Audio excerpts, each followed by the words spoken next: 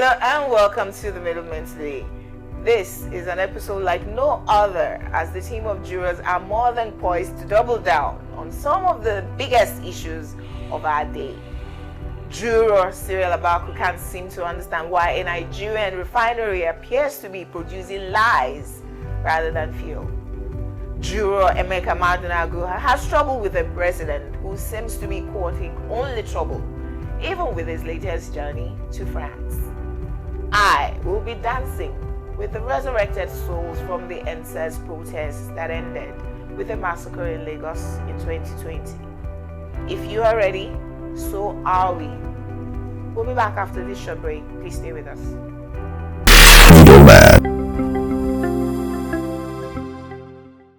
And we are back.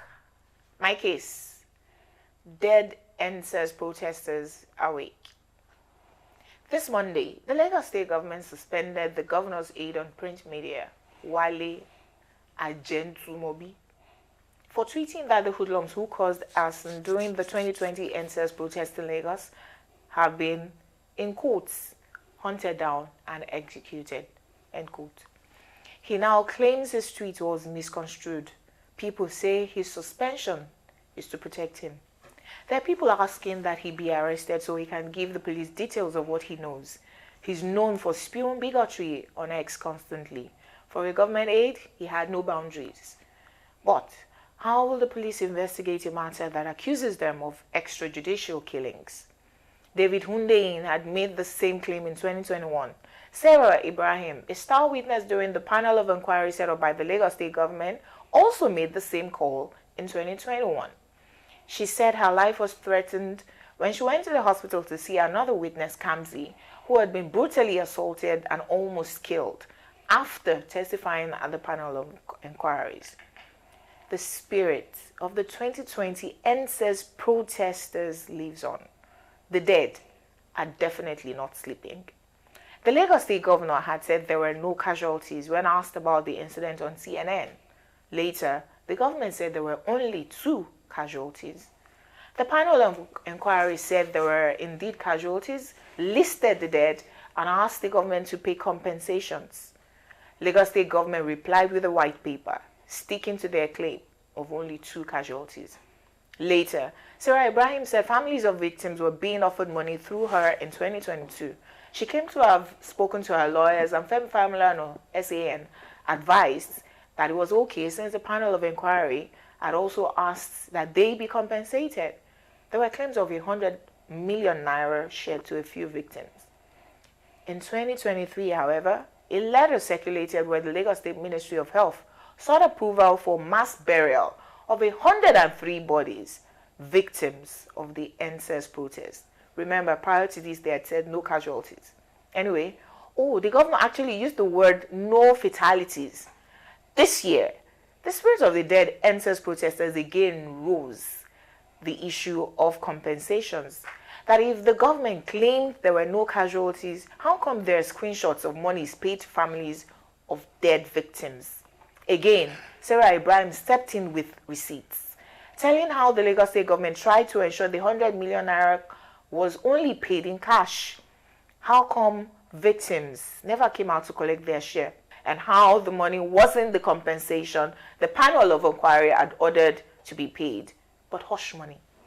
Anyway, all of this would have been classified as rumors or misrepresentation if the governor's aide, Ajetumobi, didn't come out to make claims of people being hunted and executed.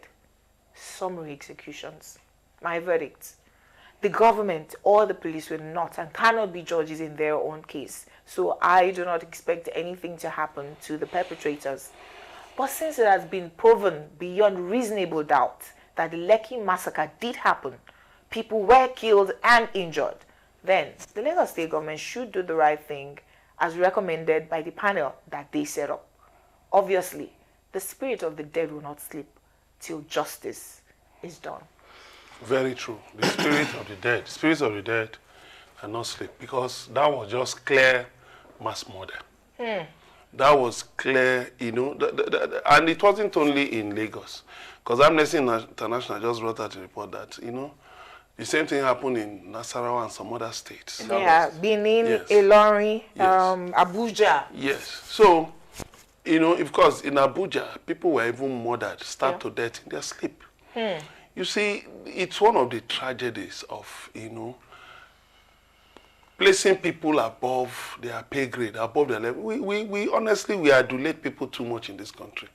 That was why somebody like Muhammadu Buhari, unfortunately, accidentally, according to Bishop Matthew Kuka of the Catholic Diocese of Sokoto, accidentally became the president of Nigeria. Someone who lacked the capability to head a local government. And I think we need to begin the process of properly identifying what leadership should be. What kind of people should we have as leaders? It should not just be anybody, turn by turn. You bring somebody who cannot govern his household or who cannot run a shop to just come and become governor because Emilio come. That is why you saw that Buhari, immediately they sold the tale to him that Endsars was meant to remove him. He went everywhere parroting it. The same thing that happened in August.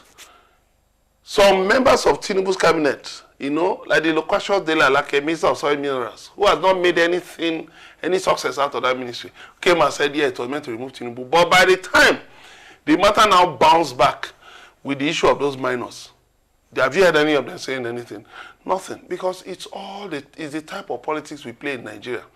Politics of opportunities, or opportunism, politics of prebendalism, primitive politics.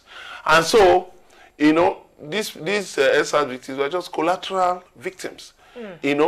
Why? There are people in every government who are there to make money from sabotage, from spreading lies, misinformation, from even carrying out murder.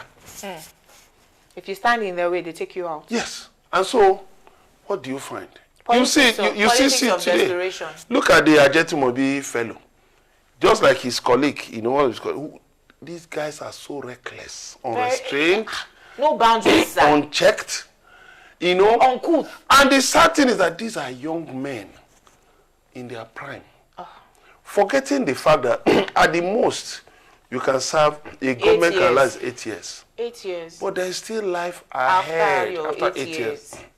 Now, those people you served in government that were hailing you, when you were doing saying all kinds of things, promoting bigotry, they will leave you one day, and you will be alone.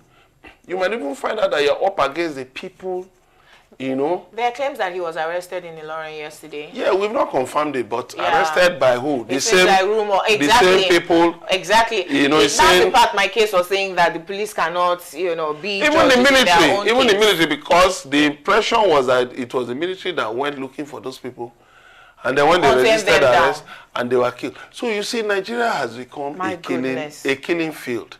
We need to actually, I think, I will urge people of conscience, civil society organizations, the media, those segments of the media that still have any form of conscience left, that they should initiate a call to action. We need to stop wasting blood in this country. We can't make progress. That's the truth. Very true. We can't make progress if we continue to spill human blood. We can never. Because human blood is the essence of life. And when you feel that a policeman will say, I will waste you, nothing will happen. And I told someone that, I said, listen, your generation will be destroyed. You may think nothing will happen, but your generation will be ruined. The blood of the dead will cry out. It will ruin your generation. It's a matter of time. And you will be alive to witness it. Wow. It's not maybe when you are dead. You'll be alive. So the thing is this. We must begin to value human life. That's why you see this government cannot make progress. Because this government was founded on lies and deceit. Propaganda. And as such, everything it does just runs into a brick wall somehow. Look at the issue of Port Harcourt Refinery that they said... Falsehood. The flare, what they did was to go and stoke a smoke. Whereas a refinery is supposed to have a flare. A constant flare, no matter even if it's raining, in the rain, in the sun, the flare will be shown. And I remember that whatever time you woke up in the middle of the night, even if the worst cyclones or the worst rainfalls happened, that flare never ceased. True. In fact, it was one of the things that marked our childhood. You always climbed the veranda, 2 stories, you went up just to see it was burning, or it never ceased to burn. If you woke up in the midnight, it was burning. back from school, it is burning. You want to sleep, you check it's burning. So it was a normal marker. That was evidence, like you said, that the thing was. But what they did now, smoke and fire are not the same thing. But I wanted to come back to this matter. To the case. Yes. Now, the fact is that the light of justice, the light of remembrance, the light of relevance must continue to shine on the matter. And why do I say this? When you enter into government, that's when you see that people can't just say or write anything in the name of government. You can't just do that. Even as the president or governor's press secretary advisor, before you can speak to the public, you will need a lot of clearances. Usually. Because you represent the government. And government is serious business. It's an armada. So to speak on behalf of government is always a very big issue. But Ajetumobi claims to have spoken in his private... Wait. With the name of... With his designation. Let us understand who Ajetumobi is. With his title. If you were appointed... You know, we are in this business, all of us together. Is that not so? Yes. I am willing to concede, even if controversially, that our friends who are in the print media are a bit closer to words than those of us in broadcast are. Yeah. You must be spelling words. You must be casting headlines. You must be checking. There's a lot. Definitely. This man is a governor's advisor on print media. He cannot not understand the meaning of words. They are the ones who use... Haunted and executed. And you say you are misunderstood. What other meaning are there? Because we are the ones who say the man was killed or he died. And we'll be debating it in the newsroom. Which word is better to use? Was he killed or did he die? True. I give an when cash scarcity was everywhere. Was it last year? Cash scarcity. The Emefiele deforms or reforms that were taking place. The deforms. And they said somebody went into the banking hall and collapsed and died. Ewo. And I remember we said, was he killed by... Or did he die? I want to look at Mr. Ajetumobi. Like I said, print media, he should be someone who is used to words. Yeah. And I must understand how words are deployed. Yeah. To that extent, the tweet saying haunted and executed couldn't be misused. Couldn't be misused. In government again, I've said it, that the protocol for putting information out is usually rigorous. You can't just wake up and say anything you want to say. Because you cannot come and say tomorrow that those were my... So when do we know when you speak for yourself? Or for the government? When you've been hired to speak for government. True. You should be the person you come to get authentic information. Unfortunately, this has happened. And the way government has even gone about addressing the issues, even raise more questions and answers. Shouldn't you quickly take me for questioning, relieve him of the position, and let there be investigation. Let him say the more he knows, so that way. How will he say the more he knows if he indicts his principals? What does he really know? Well, so where did that come from? He said it was things he heard. From who? Was he the one who took them, who wanted them now? Was he the one that executed them? I know, but where did he hear the things he heard? That is the thing. That's the problem with... Yeah, so then it should be questioned. Beer parlor. But the fact that they even suspended him shows that they don't think what he did was entirely wrong. That he should have been an outright sack. He should have been relieved of the position and then let him go and say some more about what he knows. So which is why people I'm sorry, and why he came to say it now? Why didn't he say it? Which is why people are saying that his suspension is actually to protect him, because he's been a known bigot on X, always attacking. You cannot be a government aide and be that outspoken against other people. No, but it's not being outspoken. It's being despicable. Yes, and derogatory. Yes, you don't say all these IPOP children. Very, very derogatory. But what does it tell you about the president? The president is the governor. His principal. What does it tell you about his personality? I beg, like Fela will say. And let's also be worried. Fela will say second base, Jare. What does it say about the quality of the people? Yes. One last thing. Sometimes, because I'm worried of this being a sting operation. It could just be that somebody set it up and said, "You do this. Let's see what you do." And maybe there's something bigger that is about to be achieved. Wow. Frankly speaking, come on. Again, his name Ajetumobi the witch had another child. When we come back, Juror Cyril Abako will be taking us to Port Harcourt, his hometown, where a refinery has been producing lies rather than fuel. Please stay with us. We'll be right back.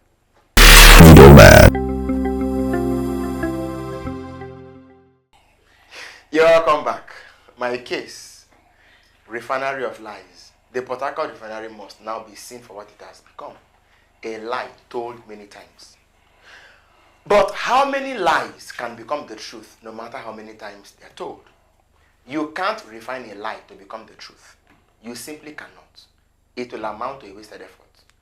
Now, the Port Harcourt refinery is either in trouble or is being troubled. We hear the refinery has come back to life. That it is once again producing petrol. The marketers have started off taking PMS. All that we've been told, but apparently not true. When they haven't even fixed the price for the product. Some things are really just so laughable. The NNPC, very far from repentance, and the fruits that follow repentance, said it has been selling the product to its filling stations. Someone said the PH refinery was selling at a price higher than Dangote, but very quickly, that fact was denied, even if it was not actually disproved. My verdict, I hope the story is true, that the refinery is truly back to life, and that it's not a lie. I hope the NNPC is really willing to serve Nigerians and not be served. My hope is my verdict. Ewo. A refinery that's running without a flare. Ewo. A refinery that the fluid catalytic converter, is not confirmed to be working. A refinery where the secondary units are not working.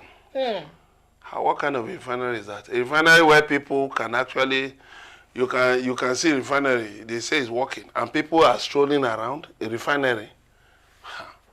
A refinery that somebody said on X. Go. That was 9% complete last year. The engineers went on Christmas break. You see, the thing somebody said on X that by the time the federal government is done with Dangote, he will start hiring skit makers, like our government is hiring skit makers to help us market. After they've returned from India, now he can market them. He can now employ them to help him market his fuel. You see, because he opened refinery now, Nigeria's refinery that has been moribund for 50 years. But it's good. Because if, it shows that Dangote, there is something about Dangote that wakes up government, that makes government work.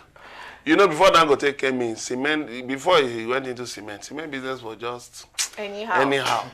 When Dangote came in, suddenly people realized that, wait, there's money in this business. And, other things, flour and others, sugar and others, noodles and the rest of them. That was when they said, so there's money in noodles. And you started seeing everybody producing noodles. So, maybe we should encourage Dangote to go into some other businesses too. So who knows whether he has this Midas touch that can magic just make government realize that, wait a minute, there's something in this. Because because of Dangote refinery, the 4 refineries start working, I'll be very happy. Even if as blending plants. The only thing is that may God help the engines of our cars. Do you mean that it's a blending plant? That's what it's meant. No, I said even if. I didn't say it is. Do you mean to insinuate even that the great Port Harcourt refinery? No, anyway, let me tell you. Blending a blending plant is not bad though. All refineries engage in blending. As a matter of fact, Nigeria's crude is the most expensive in the world. Brent crude is the most expensive in the world. Right now it's trading for around $74, $76. Meanwhile, you have cheaper crude, Russia, West Texas Intermediate, and the rest of them. So what they do is, they may take from Russia, take from maybe Gabon. No, Nigeria is very expensive. See, you see the thing in all this thing is that when you tell too many lies, it becomes so difficult. Even when you speak the truth, it sounds like a lie. People know it's the truth, but they say the truth coming from this person's mouth. The messenger. No.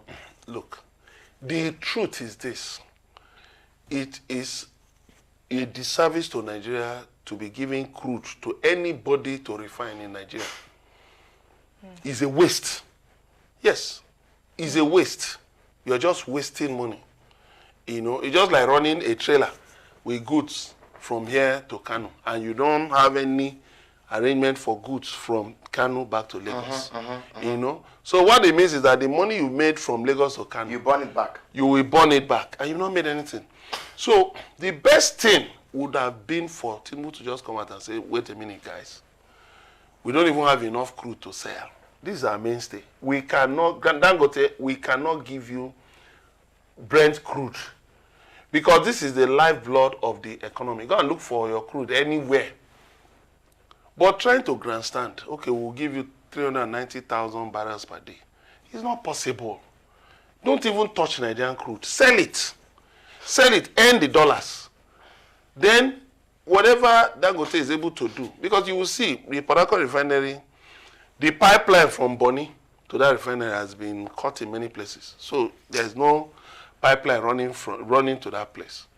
So, how are they getting crude? Very soon, they will start going to different places to go and bring crude, blend with resins, because the thing is that, you know, naphtha that they're using, there's Indorama, you know, an Indian company that's running Element Petrochemicals. They make all these nylons, all these pure water, sachet water nylons. So the base oil, you know, the base oil is what they now take and use it to blend the crude, so that it does not knock your car engine. Jesus. Because, you know, when it's straight run production, you know, PMS is, you know, high, is, you know, is flammable. So you have to do it in such a way that you can control the volatility. PMS is volatile. Yes, that's what I wanted to use. So that's those C5 and the C5 resins, the naphtha and all that. There's nothing wrong with it, insofar as they do it according to specifications set by NMDPRA. It's okay. You know, so if the Port Harcourt Refinery, you know, because the 4 refineries are old. The 4 refineries are old refineries. Decrepit. So and moribund. if you, well, it's not moribund per se, because you can, like I said, you can use them as blending plants. Yes. So if you can, for you to spend money to fix them, it will even be better and cheaper for you to go and build a new refinery. It's just like renovating an old house now. True. It costs more. It costs more to renovate an old house than to build a new one. So it's better to go and build a new refinery. So that's why Dangote will produce more, faster, 650,000 barrels per day. And you have, what's it called? You have 60,000 barrels per day. What will it produce? But hold on, sir. It can't even provide the fuel needs for Rivers State. I say Rivers. Nigeria needs 50 million liters now. That's what they say we need. Per day? Yes. But people have said that that's overrating our consumption. How many cars we have anyway? They even brought down, but there's no light now. True. So we have to buy fuel. We use it to power everything. And then there are other needs. There are other things that petrol is used for. Kerosene. A lot of things you mix. Yes, and all of those things. All of that. So the point is this. Government should just come clean and say, look, right now we've been able to move to 1.8 million barrels per day due to the work of Tompolo, you know, in Delta State, basically, because that's the main place where the theft of crude is the highest. Okay, we've been able to move to 1.8.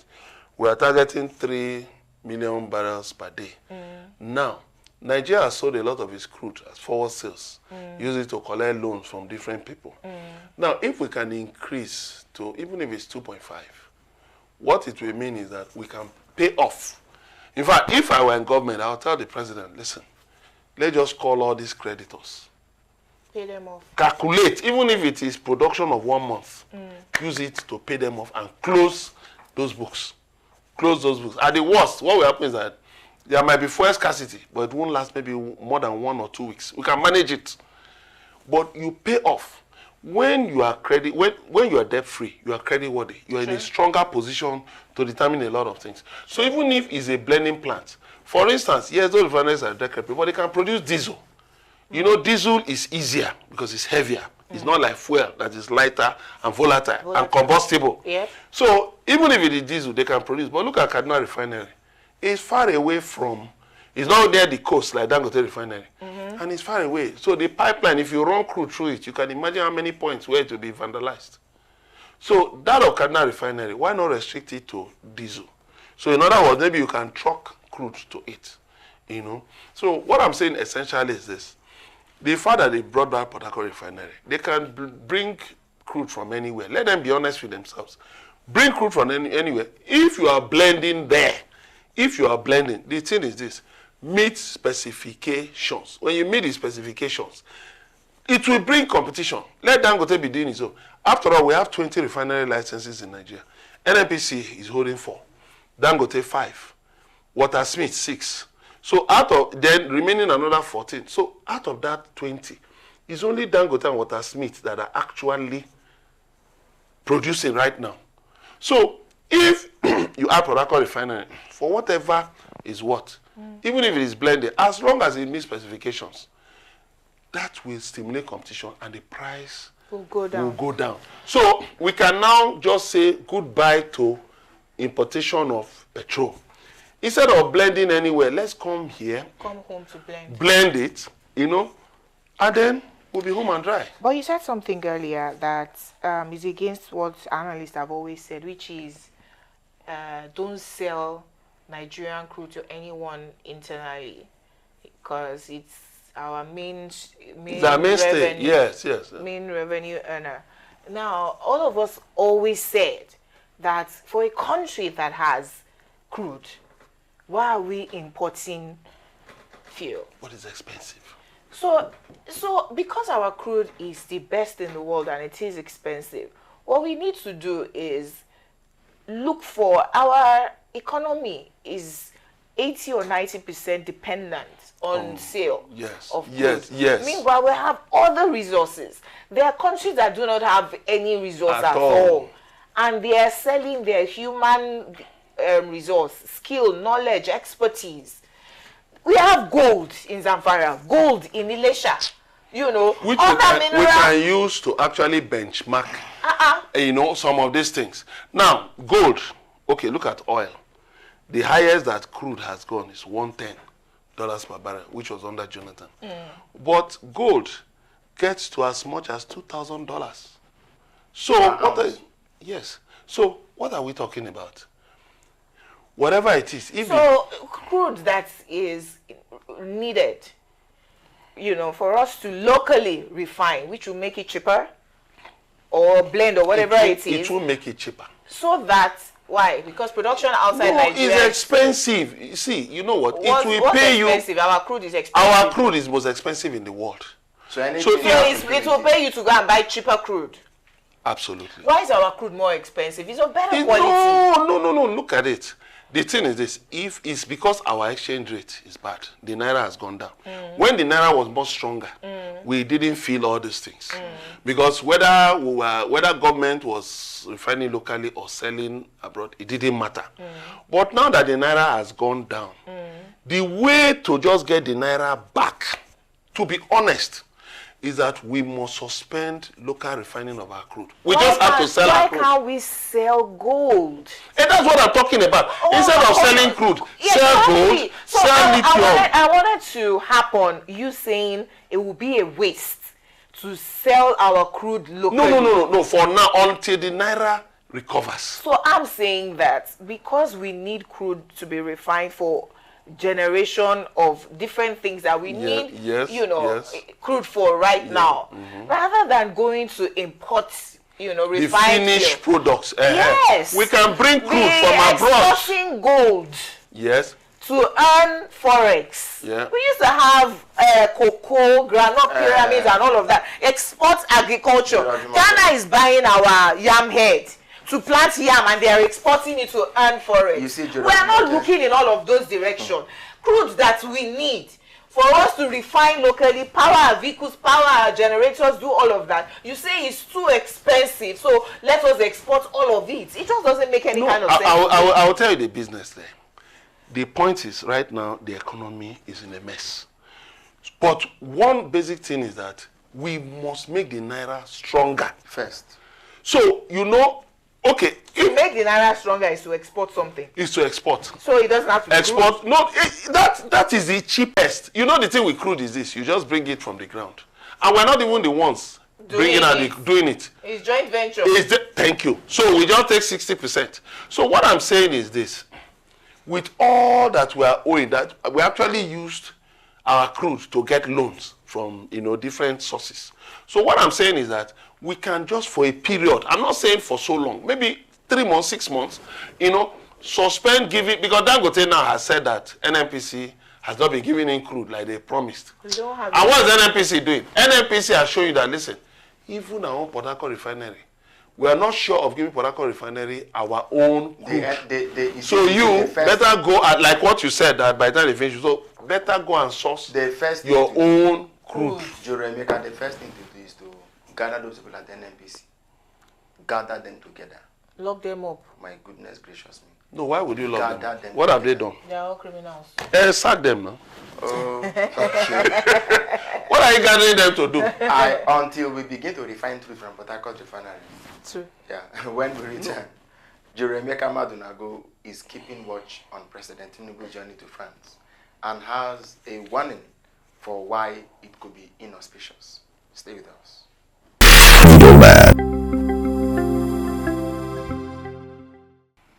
You're welcome back. My case, again, Tinubu courts trouble.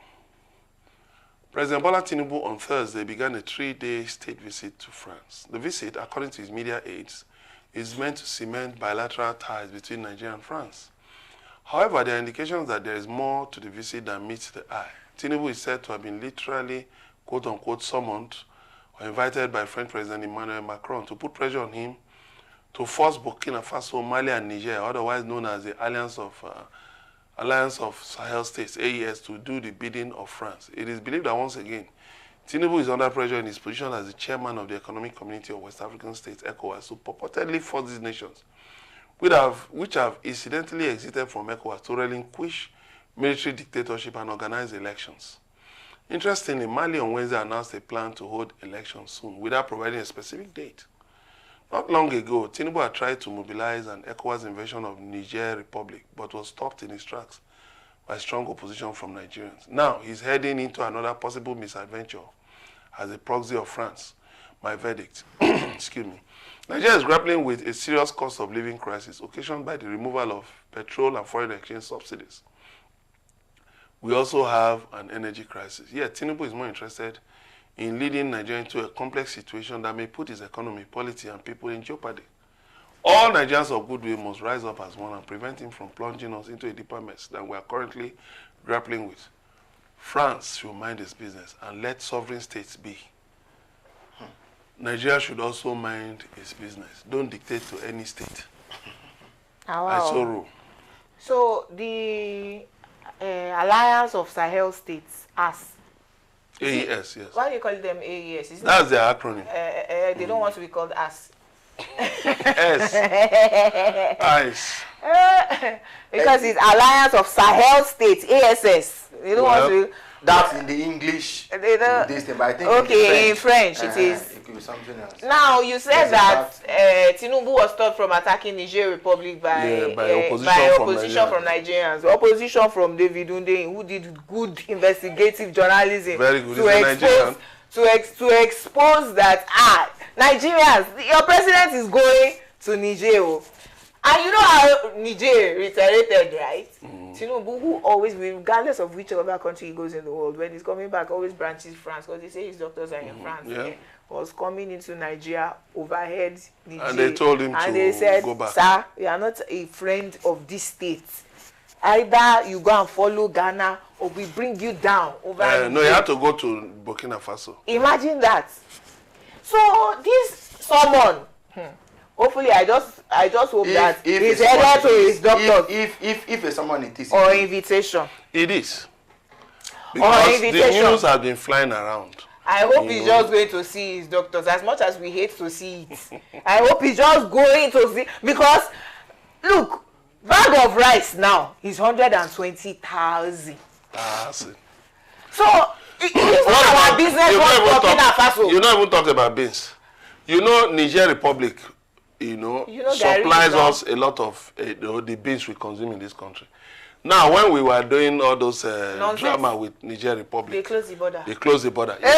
In fact, we were the ones that that's why we were now buying beans like it was gold now. I remember. We were the ones that first shut the border and cut up their light. Now beans went up. Gary said, "What do you mean? Where are you running to?"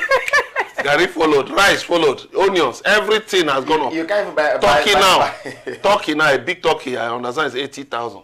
Goat, everything, chicken. This Christmas, I wonder how we are going to eat because things have just gone up so much. Price of things have gone up. Aso Rock, right? You know the way embassies of sovereign states exist independent of the countries that they're in. It seems like Aso Rock is an embassy in Nigeria and they are very detached from the reality on ground. To the extent that they don't know that Nigerians are suffering. You tell us, let's grapple or let's manage. Adjust. Let's adjust. Meanwhile, tighten our belts. Meanwhile, do everything we can. You did not tighten your belt to start flying first class seats, commercial planes to be flying all over the world. You bought private jets. Till tomorrow, they haven't told us how much it costs. No. We are estimating. There was no appropriation now. We bought a popular jet now. They say it's a 15-year-old. Someone who was owing money. You know, one businessman. They even held it in France. That was a popular way because the Escalade was not Tokunbo Shao. No, it was brand new. That is what they told us, because you know you can upgrade vehicles. Again, all the SUVs that were buying for his wife, their aides, Georges, they are not Tokunbo. They are new. We have delivered our presidential yacht. They said it was already appropriated before. 5 billion. Do you know the thing these people? One thing these people don't know is this. You can actually, within Abuja, you can actually do a small metro line or a tram, executive tram, from Aso Rock or wherever to National Assembly to Federal Secretariat and all that. And you don't need all those, you won't need all those vehicles. You do it in such a way, it can be underground, it can be over the ground, it can be a cable car, whatever. But you won't need all those vehicles. And it will be more. Can't they bring cable car down with aircraft missiles? No. I'm talking about within Abuja. Instead of all those. I'm asking. No, so there's when there's no hunger, now it's when there's hunger that you can recruit people for. Those kind of things. Those kinds of things. But when there's no, what I'm saying is that one SUV, 200 million. But if you get a private company that can run maybe a cable car in Abuja, or run a tram in Abuja, or run, an internal metro line in Abuja, you won't need all those. You know, if you sell. I'm asking about security for them. No, why not? When they move on the roads, is it not the same security? No, they go with armored vehicles. You can make the trams armored now. Okay. But the thing is that you see, all of these things do not actually guarantee security. True. Armored or whatever don't guarantee security. True.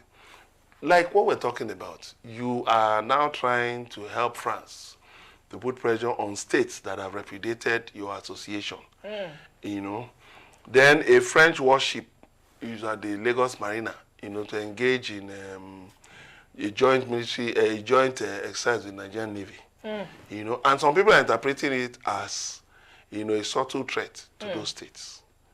Then some French warships are said to be moored near the coast of Burkina Faso. So what exactly, what message do they know Traore? Do they know him? Because he's well accepted by his people, right? They have a military dictator, but he's bringing down the cost of living. Cost of living. Nigerians have a civilian, I don't know if we can call him dictator, but we have a civilian president. And cost of living is getting out. But let me quote Cyril. There's something Cyril likes to say. That why must some people in the world dictate what democracy should be all about?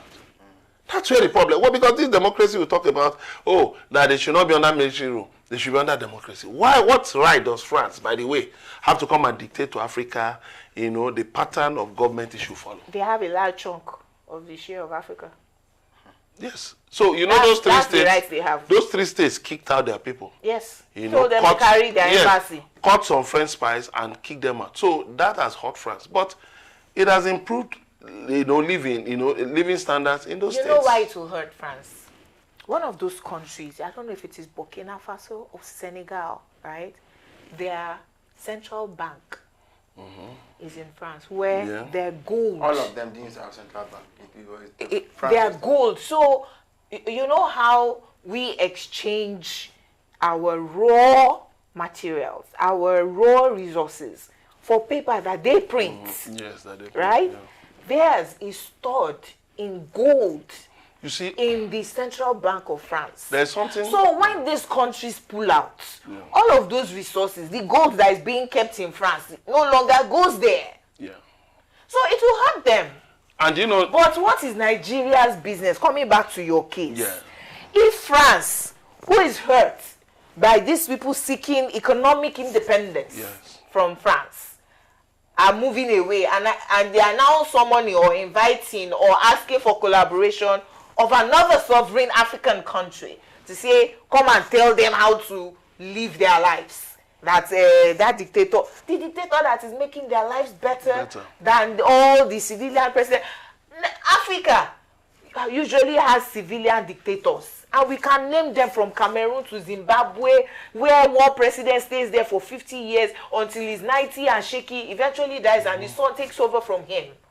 So who are you, whose president is gone after 4 years or 8 years the most, a system that runs itself, to come and dictate to a country of impoverished people and insist that they must have democracy where they're only having elections every 4 or 5 years to change from one dictator to the other? Look at China. Are they not doing well? Yeah, they are doing well. And it's even a committee.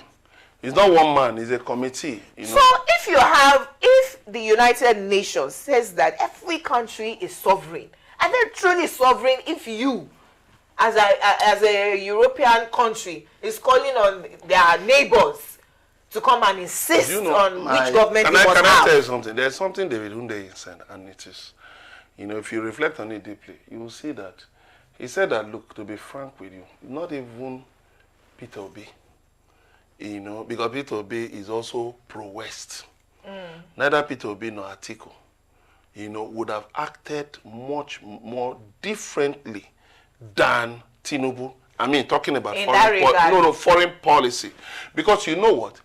Whoever will, the kind of leader that Nigeria needs is a kind of leader that will turn his back on the West. On the West, and lead Africa into emancipation. Somebody like Murtala Mohammed. No, but I don't. Sorry. No, I'm coming. Somebody like Murtala Mohammed. Didn't Murtala Mohammed lead Nigeria to war? No, he didn't lead Nigeria to war. No. I understand where they may be coming from. I share such very strong nationalistic opinions. Yes. Right, but that leader does not necessarily anti-West. He needs to be much more nationalist. Africanist, and then stand in a place where he strategically curates a policy that goes to where we can get the best deals from per time. Yes. I agree. Yes. So, for example, I mean, Kagame is doing great. He's not necessarily anti-West. For example, the man in Singapore, the greatest example. In fact, the Asian Tigers, the Singapore's, even China, South Korea, Vietnam, they are not anti-West or anti-West. They are not. Okay? But they are not pro-West. They are not stooges. No, what I'm talking about, on the fence. Yes. There is even a sense that if you want to critically assess where they stand, they are more pro-West than. But see, what is not pro-West? They may be even West-leaning necessarily. West-leaning, but honestly pro. Because when you say pro-West, it means they are stooges. Yes. They are not stooges. They are not stooges, but they are not against the West. No. Because frankly, if you went east, you will have very little to take from them in the end. That's true. It's true. China and Russia. What are they going to offer you in the end? Maybe grains. Not Nigeria in the past. They will turn you into worse paupers than you are today. Believe me. Yes. Believe me. The West is more benevolent. Believe me. You know why? Why? It is simple. The West runs a Christian Protestant ethic of liberty. At the very least. Yes. If you thought the case, why we not Japan more to Russia and China than we are to the West? Or India. Language barrier. Yeah. No. Is it the language in Finland? It is because Sweden, see, you can go to America. Can you go to you can go to America today now, become an American citizen. Your child can become American president. In fact, the freedom you will have, you can't enjoy same in support of the world. Now, I agree that Nigeria needs that kind of leader But coming to your case, these people, these Traore and his people, I thank God for how they are boldly articulating a new national policy for their country and so on. But they must be careful. Traore has survived how many assassination attempts on him this year? You know why? Because world powers... Is it France trying to take him out? Now I'm coming. Yes. World powers are not world powers for nothing. Especially when they've been there for centuries. They know how to properly embed and have sleeper cells. There are people that will not do anything, even if the country went to civil war, everything, they will remain until they have been told to act. This is when people are deeply embedded, very deeply embedded in government. So the fact that they've come to power, this man was very popular now. Do you know that Burkina Faso was not Burkina Faso? They were called Upper Volta. Upper Volta, yes. Yeah. It was Thomas Sankara, yeah. At 26 that staged a coup and changed it into Burkina Faso. Burkina Faso means land of upright men. He wanted the same thing that Traore is doing today. So this is like deja vu. Like they've seen it before. But he must be very, very careful. And not just about people, but even those who are very... You know, Blaise Compaoré was best friends with Thomas Sankara. I think Blaise lost his parents early in life or something. So he lived with Sankara, lived in his family. His parents took him in as one of their own sons. Okay? And he declared one day that if anything happened to him, it can only come from Blaise. Later they didn't know that Blaise was actually plotting against him. And only Blaise was able to plot and overcome him. So when we're talking... Be careful of your own friends. So power is a very dangerous thing. This is the reason you had people say there's been a coup and they are purging. Whether they are sure or not, they have to keep purging to stay clean. It is the reason we say that democracy is usually normally, like a better thing, because do you know that they said Abacha was always packing them to go to Ekomog? You know why? When they are at war, they cannot form coup. Little time to form coup. Power comes at a very steep cost, especially when it's absolute power. So let us not turn it to a game of 6 1/2 a dozen. We hope that our president goes to just went to see his doctors, and he will be back in a few days. Signs a business deal worth $trillions and brings it back. They said the video has told them not to come and invest. That's all on the middlemen today. We hope you enjoyed yourself. I want to say thank you to jurors and also thank the production crew. Until we come your way again, it's bye from all of us. Bye. Bye. Bye.